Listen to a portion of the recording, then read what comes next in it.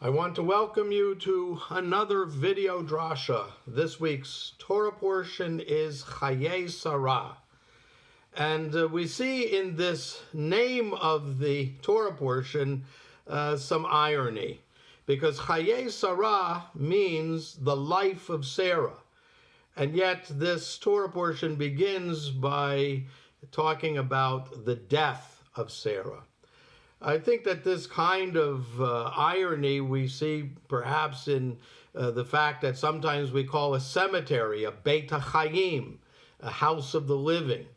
And so the fact that the Torah portion is called the life of Sarah but begins by talking about Sarah's death is somewhat striking.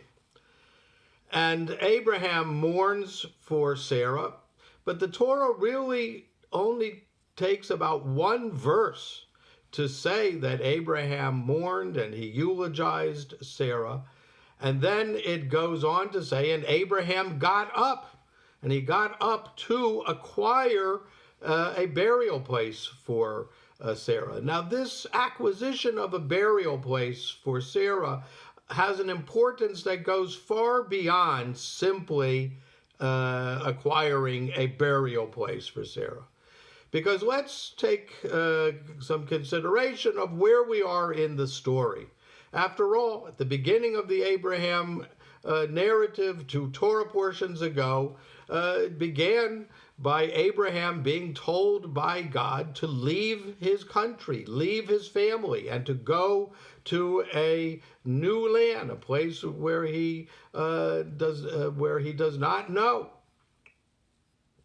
And Abraham goes, and he comes into the land of Canaan, and he never really settles down there. I think we pointed out when we were discussing this 2 weeks ago that Abraham continues to move from place to place in the promised land. He never settles down.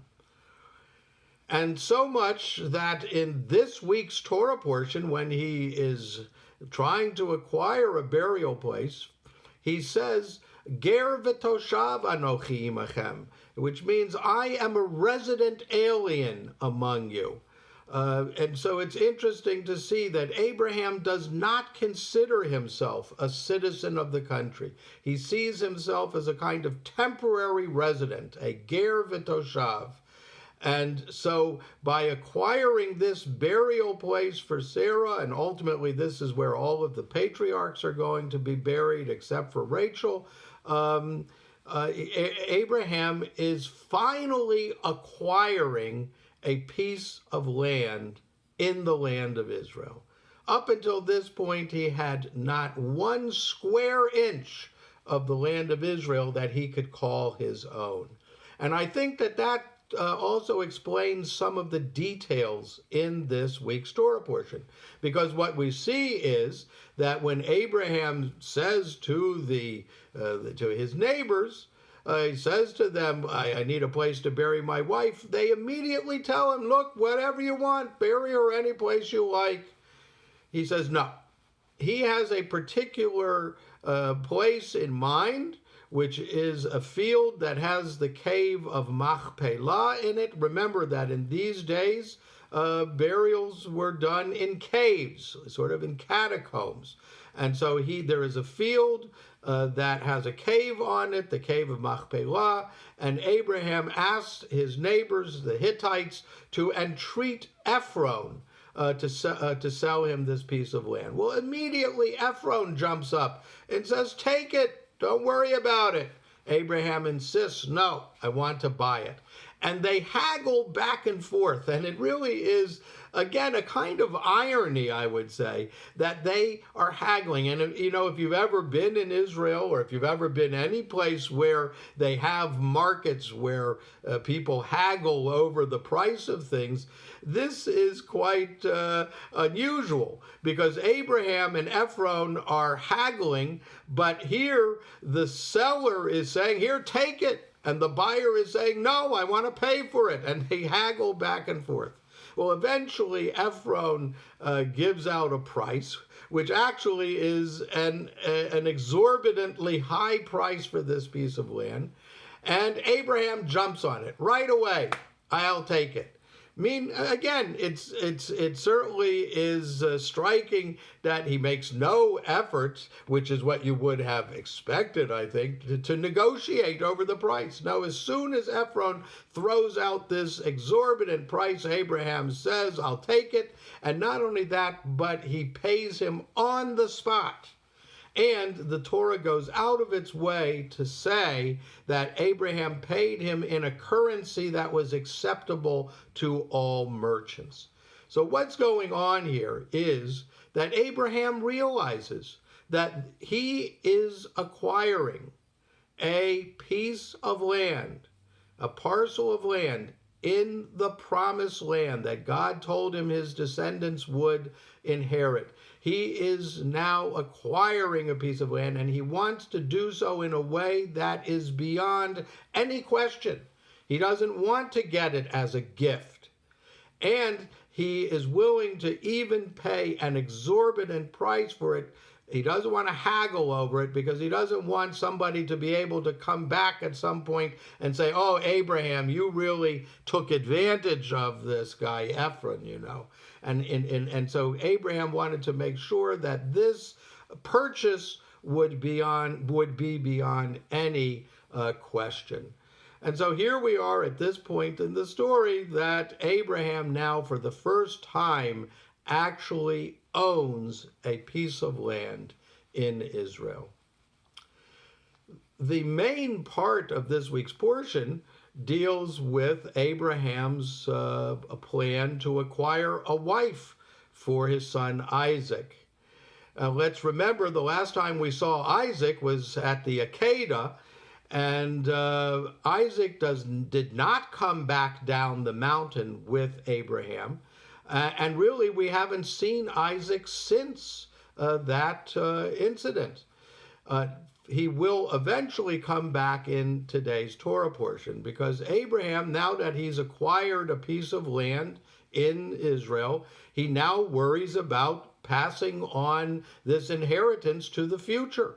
And he needs a proper partner for his son Isaac, because Isaac and his wife are going to be the next link in this chain of the covenantal tradition.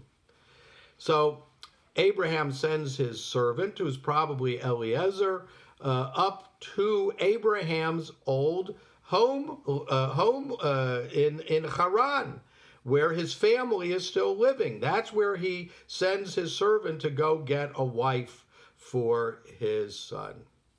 And he tells him, don't take Isaac from here. He cannot go up there. You have to bring the girl back here. I think it is something that is very worthwhile observing, that Isaac is in many ways not like Abraham. As a matter of fact, of the three patriarchs, Abraham, Isaac, and Jacob, I think we can really say that Abraham and Jacob are personalities that we can relate to. Abraham certainly has a certain, there's a humanness to Abraham. We've spoken about that before. He is someone who is characterized by his generosity, by his desire to help other people.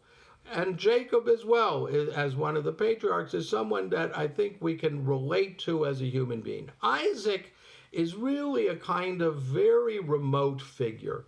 He's someone who I would say seems to be a very serious and very intense character, someone who is perhaps awe-inspiring, and one might even say frightening. And we see that illustrated quite clearly in this Torah portion, because Rebekah, when she comes back with Abraham's servant to meet her husband, she's riding on her camel, and she sees Isaac, who she doesn't know who it is at this point. She sees Isaac in the field. Presumably, he's davening mincha. And remember, there is a midrash that says that each of the 3 daily services are or were initiated by one of the patriarchs. So Abraham initiated the morning service, shacharit. Jacob initiated the evening service, mariv, and Isaac initiated the afternoon service, mincha. So according to the midrash, Isaac was davening mincha, but whatever the situation, Rebekah sees Isaac and she falls off her camel. Now, the Torah does not give an explanation for this, for why she fell off her camel, but it has always struck me that Rebekah must have been just awe-inspired by the sight of this man, who, again, at this point, she doesn't know who it is. And I think perhaps we could even say she was frightened, and that's why she fell off of her camel. And so Isaac, again, is not a character that I would say resembles Abraham. But Rebekah does share some of the character traits of Abraham. First of all, let's observe this.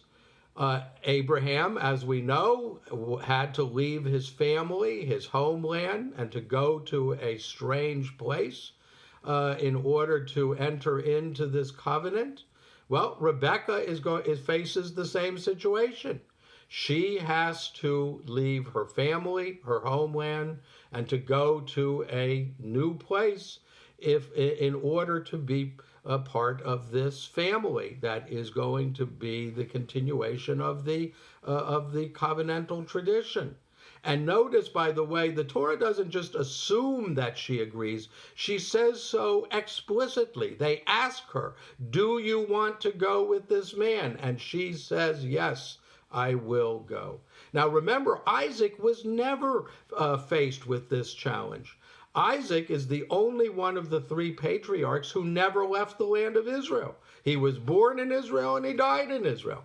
So he never had this challenge of having to leave his family, leave his home, in order to choose to become part of this covenantal tradition. But Rebekah, just like Abraham, does have this challenge.